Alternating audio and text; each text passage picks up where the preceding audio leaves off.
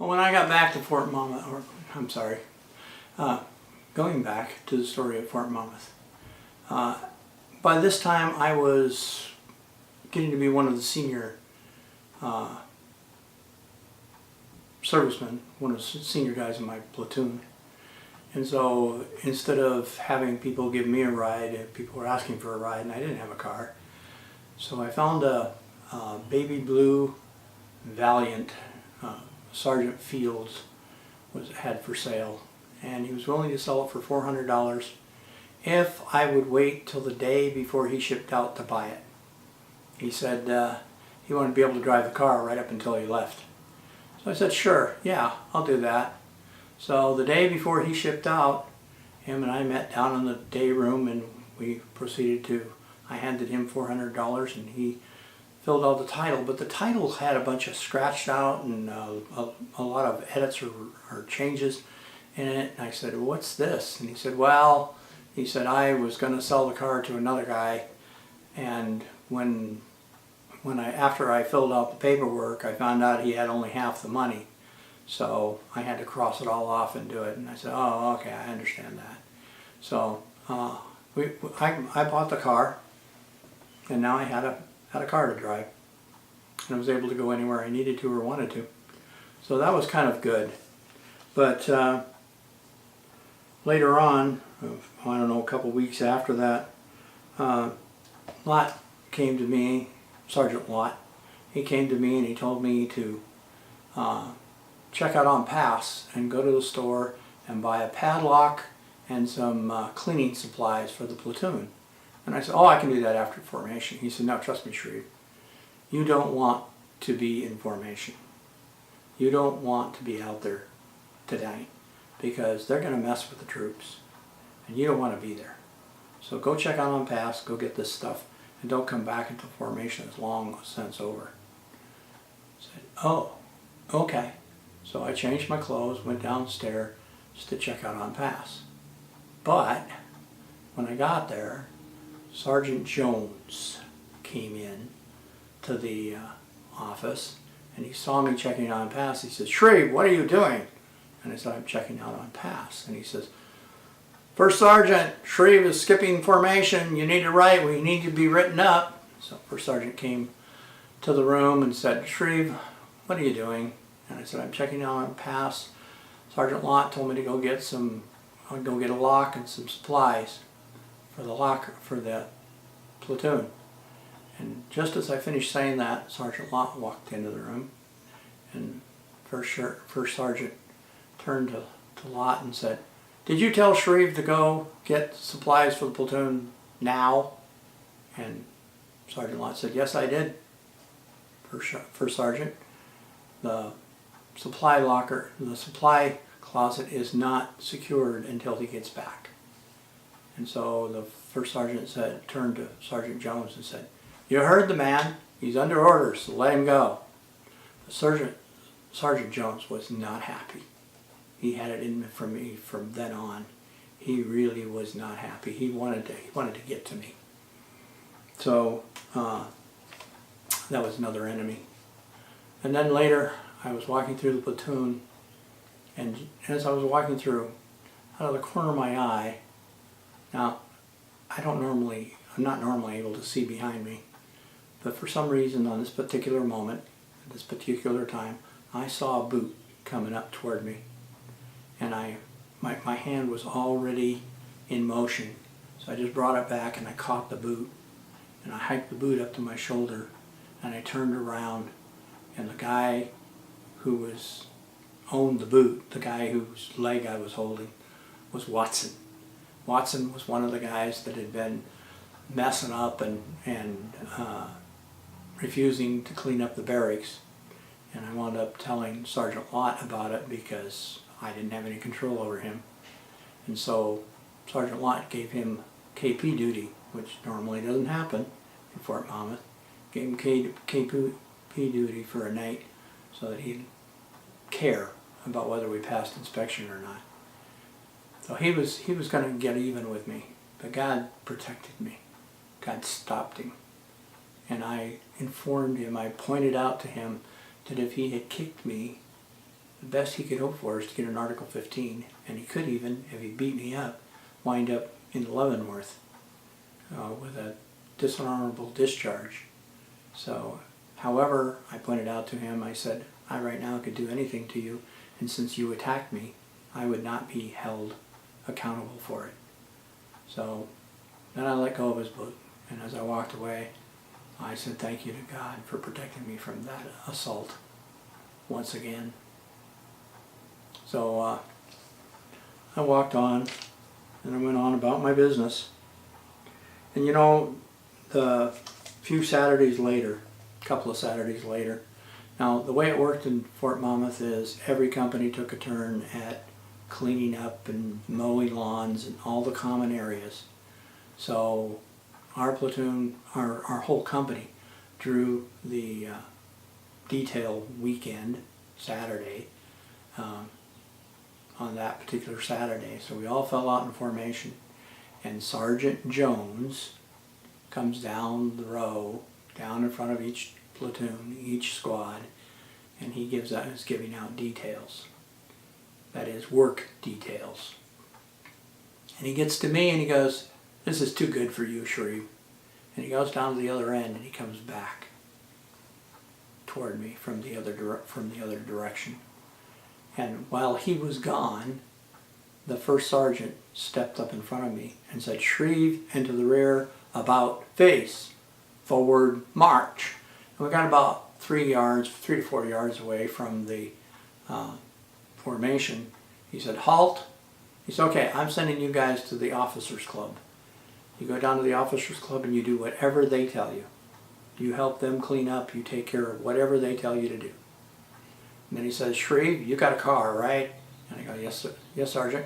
He says, "Can you take the guys down?" I said, "Sure." So all 4 of us piled into my Valiant and we went down to the officers club. Now when we got to the officers club, we asked the guy, we said, "What do you want us to do?" And he says, "Oh, just dust, sweep, clean up the place, polish it up a little, clean and resupply the latrines, and you're done." So we did. 4 of us working on it. We were done in a couple hours. We had it all done. We went back to him and said, "Okay, what else you want us to do?" He said, "Nothing. I got nothing at all." Now, First Sergeant had warned us that if we come back to the barracks, come back to the company, we could be sent out on another detail. So when the guy said, "Oh, you can stay here and play pool and drink, have a drink or two, you know, it's fine by me, or you can go anywhere you want." So me and one other guy, we decided to play pool. I had a Coke, and we played pool, and the other 2 guys said, no, we're going to go back to base and we're going to check out on pass. Well, so they left. So I played pool with the one guy, and we played pool for quite a while, several hours. And later in the evening, I decided to go see a movie because I was not going back to base. So I went and watched a movie. I got back on base, got back to the company somewhere between 7 and 9 o'clock. And when I got there, a lot of guys were just getting back from their work details. They were exhausted and tired. The 2 guys that went back to check out on pass, yeah, they got caught. Sergeant Jones made them change back into their uniforms and go back out on another detail. They were all exhausted. And Zach, the guy that was my right-hand man, he was standing next to me in formation. He got the job that Jones had planned for me, which was mowing and raking all the parade fields in the on Fort Monmouth, in Fort Monmouth. And he wasn't back until about 9 o'clock at night, totally exhausted. So God really blessed. It was good to be exempted from those details. About, I don't know, a couple weeks after that, Ronnie Lott, he knew I had a car. So he said to me, he said, "Bob, I need you to pick me up at New York Airport. I'm going to be getting in after the last bus leaves for Fort Monmouth. So I need you to come and pick me up. Would you do that?" I said, "Sure, I'll do that." So that Sunday night, I took off and went up to Kennedy Airport, and I waited for his plane, which was like an hour late. And when he came off the plane, he had another soldier with him. He had promised that soldier that we would drop him off at the Highway 9 exit on the freeway, and that guy could walk down and hitchhike the rest of the way. And I said, okay. So we did. We pulled up to the exit, and I pulled over and let him get off, and then we pulled back out on the road, and Lot says to me, we're gonna be late. We're gonna be late, Shreve. Come on, put the pedal to the metal. Let's get going. We're gonna have to get going. I said, well, I'm already at the speed limit. I don't want to get a speeding ticket. And he said, I'll pay for the speeding ticket. Come on, let's go. And so just as I was accelerating to go a little faster, the lights came on behind us. It was a police car. And he pulled us over, came up, and he asked for my registration and driver's license. And he then went back to his car, and he sat, and he sat, and he sat, and all the time we're getting closer to formation. Finally I got out of my car and I walked back, and when I started to approach the police car, a policeman saw me and he rolled down his window and said, get back in the car, get back in the car. And I said, officer, we are on our way to formation at Fort Monmouth. If you detain us much longer, we're going to need a written note from you explaining why we were detained. And I went and got back in the car. About a minute or two later, he came to the window of my car, handed me my driver's license, handed me the registration, and he said, I pulled you over because it kind of looks suspicious the way you pulled over at the exit and then came back on the freeway. He said, I've been checking on your registration and I can't find it in DMV. So when you get back to base, you better get your registration straightened out. And I said, yes, sir, I will do that. And then we left. I pulled out very smoothly and very carefully, did the speed limit. We got back to base just in time. All the other soldiers were up getting ready to go out for formation. We quickly changed our clothes and we got to formation just in time. But we got there, and nobody knew that we were almost late. So I found out when I checked into the registration on the car that in fact Fields had a loan out on the car, and he had a lot of that scratching he done that he said was because somebody tried to buy the car was because he had managed to fool the clerk at the loan agency into stamping his registration paid, and then when the loan company realized what he had done, they grabbed it and they wouldn't release it until he paid the loan in full. So I had to pay the loan in full and then take that documentation that they were holding down to DMV and have them re-register the car in my name. So that straightened that out, but it was an extra $300 to do so. One afternoon, Sergeant Lott and I are talking, and Sergeant Lott says to me, Shreve, where are you from? And I said, Silverdale, Washington. He says, I know where that is.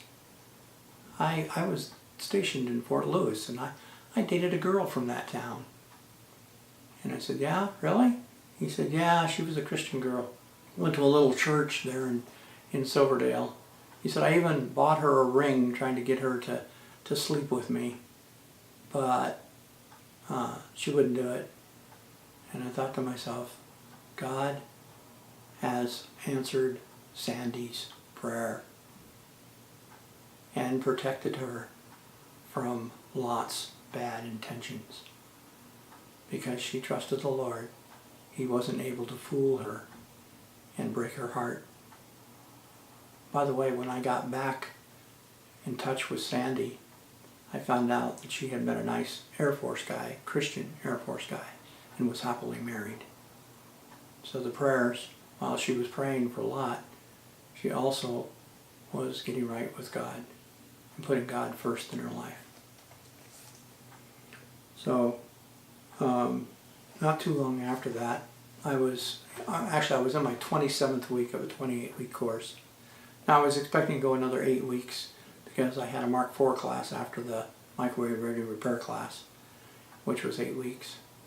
So I'm in my 27th week of the 28-week course, and suddenly a soldier came to the classroom, and he said to the instructor that he needed to talk to me, and so the instructor told me to go with him, and I did. I got up and went to the soldier, and the soldier told me, go back to your company, go back to M Company.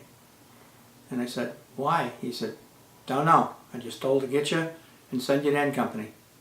So I'm walking back to M Company. That's probably about a 5-minute walk, 10-minute walk, but the whole time, it seemed like forever, because the whole time I was walking there, I was thinking, they never ever pull us out of classes. That just doesn't happen. It'd have to be something very serious. What could I possibly have done wrong? What possible thing could I have done that would be so serious they'd take me out of class? Oh, I could not think of anything, but I'm sure there must be something. So I come into M Company all kind of fearful. I walk into the office and I say, Shreve reporting as ordered. And as I was there, and I told him that, I'm standing there, the guy says, go see the first sergeant. I thought, oh boy, I am really in big trouble. So I stepped into the first sergeant's office. He said, Shreve, go call home. I said, why, first sergeant? He says, I don't know. She was crying, and she just said you needed to call home, so go call home. And I thought, oh boy, oh no, something's happened to Kenny. Now, my adopted brother that was younger than me, he's about 2 years old, but he had been having episodes where he would just stop breathing, and he could not be resuscitated. He would revive on his own, but he couldn't be resuscitated. And my folks had taken him to the doctor, and they just looked at him like, oh, you guys are just, he was probably just holding his breath. And my mom and dad are going, no, he was not just holding his breath, he was unconscious. And the doctors wouldn't believe it. They thought my dad and my mom were overreacting. And so they couldn't get anybody to take it seriously. And I figured, okay, finally he stopped breathing and never started again. I was ready for the worst. I was all expecting the worst. I expected to get on that phone and for Mom to say, Kenny is dead. So I dialed the number, I called collect, Mom answered the phone, and I said, hi Mom, this is Bob. And she said, Dad is dead. I wasn't ready for that. I was not ready for that. I had no reason to expect that Dad might be dead. He didn't have any problems. There was no medical condition threatening his life. And I just slumped against the chair. I just kind of sat there for a few minutes, and Mom's hollering over the phone, Bob, are you okay? Bob, are you okay? Well, I said, yeah, I'm okay. She said, I want you to come home as soon as you can. I said, okay. And I hung up the phone. I walked into the first sergeant's office, and I said, my dad has passed away, I need to go home. And he said, yeah, we kind of figured something like that was happening. So we've got your orders all cut. You've got 30 days leave, and we've got you booked for the first flight that you can make to out of Kennedy Airport. So I went up, changed my Class A uniform, put together some stuff for going home, and went down and got on the bus, went to Kennedy Airport and flew home. Now I flew military standby, which meant I was in Class A uniforms, and also meant I got on the plane last, which also meant that I got to fly first class. So that was kind of cool. But when I got to the airport, Seattle-Tacoma Airport, Uncle Earl was there. He met me, and he took me home over to Mom. And I got there. She took me and sat down with me and explained to me exactly what happened. She said, you know, they went on vacation in the last 2 weeks of August, just as they always had. And Kenny had an episode. They were driving down the road, and Kenny got real quiet, which he doesn't normally do. And so she looked back and checked on him, and he was laying in the seat along with that Sherry was sitting in, and they were back there together, and he was laying there unconscious. So they pulled over and called 911. The ambulance came. The ambulance, the paramedics took Kenny in the ambulance. Mom went with them in the ambulance. They tried to revive him on their way back to the hospital and could not. They got about 1 block away from the hospital, and Kenny just came to. He just woke up. And so they go into the emergency room, and Kenny's fine. Doesn't seem to be anything wrong with him. My mother is trying to get him admitted into the emergency, and the doctor's going, he was just holding his breath. And my mom's going, no, he was not just holding his breath. He was not. And finally the paramedic, he stepped up and said, excuse me, doctor, there's something wrong with this kid. And he told the doctor all the settings that he had put him on in order to resuscitate him, and that they didn't work. And the kid just woke up on his own, was unconscious, but came to consciousness on his own about a block from the hospital. He said, there is something wrong with this kid. So based on the paramedics' statements, the doctor decided, okay, we'll admit him. As part of the standard tests that they run when they're admitted to the emergency room, was they take a blood test. So they took a blood sample, and when they got the results back, the doctor was absolutely shocked that he survived, because his white blood count was so high that he should have died. And the doctor said, yes, there's something definitely wrong with this kid. So I referred him to a regular doctor with all that information, and the doctor in Bremerton, which Mom and Dad went to, started taking it seriously, and he tested Kenny and decided that Kenny had epilepsy. So they went home. They were home for 2 weeks. I mean, this was on their way out, so they were out like 6 hours away from home when it happened, and they just came back home, and they spent the whole 2 weeks at home. And at the end of the 2 weeks, my dad went to work with a headache. He had a headache. And he got to work, and he sat there and he was trying to focus and trying to do his work. He was the head of the electronics, nuclear electronics shop at Puget Sound Naval Shipyard. And he's trying to do, and he can't focus. So he said, you know, I think I'm going to go to the infirmary. He told the guys that were there, he said, I'm going to go to the infirmary. And he got up and he got as far as the door. And he sat down on the chair there by the door. And he said, guys, I'm not going to make it. You're going to have to call an ambulance. Now, at Puget Sound Naval Shipyard, the ambulance, the hospital, the Navy hospital, is like 1 block away from his office. So it's not like a long distance. It's not like the ambulance got to come all the way across town. But before that ambulance could get there, before those paramedics could get there, he was already dead. So they weren't able to save him. And this is what my mom told me. I told her, I said, you know, I'm sure glad I called home on my 21st birthday. On my 21st birthday, I was wanting to celebrate my birthday. Put all the guys on base. All they want to do is go out and get me drunk. They said, Shreve, I'll buy you your first drink as a birthday present. And I'm going, no, I don't want to drink. I don't want to go get drunk. No, I'm not going. I'm not going to a bar. I don't stay away from the bars because I'm under 21. I don't go to the bars because I don't get drunk. I'm not going to go get drunk. So I was left kind of with nothing to go, nowhere to go, nothing to do. And you know what I decided to do? I decided to call home. And I'm just going to talk to Mom and Dad. So I called home. Well, when I called home, now my dad never talked on the phone. My dad would, when you call home, my dad would pick up the phone and go, hi Bob, how you doing? Okay, good, here's Mom. And that would be it. And that's all he said on the phone. That's all there was.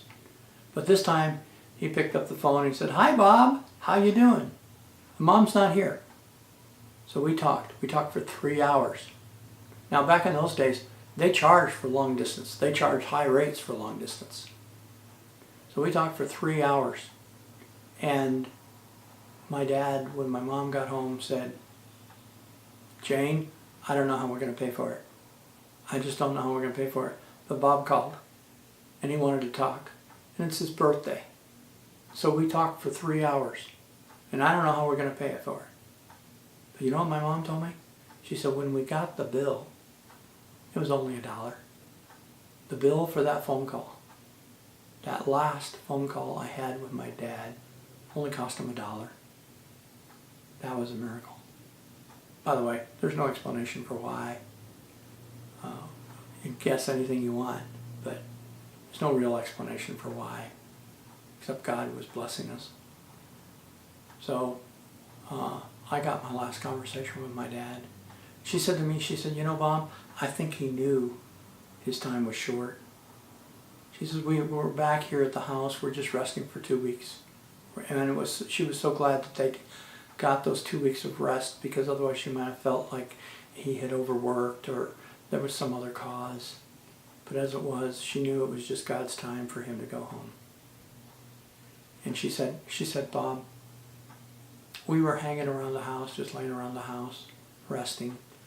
And he suddenly said to her one time, Jane, if something was to happen to me and you could find somebody, I would want you to get remarried. She goes, what are you talking about? Nothing's going to happen to you. And I don't think I'd want to remarry. But she said, now, I feel like maybe he knew. Maybe he felt. I don't know. But it's strange he said that to me. And I agreed. So God does that, you know. When you look back, when you lose a loved one, you look back, a lot of times you can see where God's giving you special opportunities for special communication that needed to be done without knowing why. And that's what I saw as Mom and I talked, and we looked back over those last few weeks, those last few months, that last year of his life. We saw a little evidence here and there. Things that were kind of strange, strangely in line with what was about to happen. While I was there at home, my Uncle Earl told me, he said, you know, Bob, with Kenny being epileptic and your mom having Kenny and Sherry to take care of by herself, you should check into what it would take to get a dependency discharge when you get back on base. You should try and see what that would take. What would that look like? What would that take? You should check into a dependency. You might be able to get a dependency discharge. I told him, I'll do that. I'll do that. And next time, next episode, I'll tell you what became of that.